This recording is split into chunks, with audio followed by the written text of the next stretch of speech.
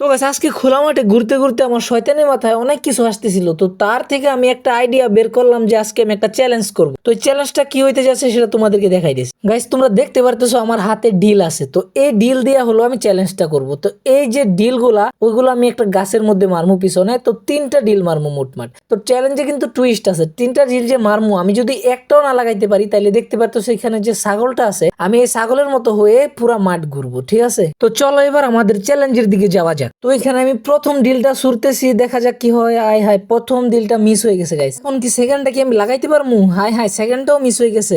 ভাইরে ভাই, 2টা ডিল ছুড়ছি, 2টাই মিস হয়ে গেছে। এখন 3 নাম্বারটা গাইস, 3 নাম্বারটাও যদি আমি না পারি তাহলে আমার ছাগল হয়ে পুরাটা মাঠ ঘুরতে হইব। তো চলো গাইস এখন 3 নাম্বারটা কি আমি লাগাইতে পারমু কিনা দেখি। হায় হায়, 3 নাম্বারটাও মিস হয়ে গেল রে।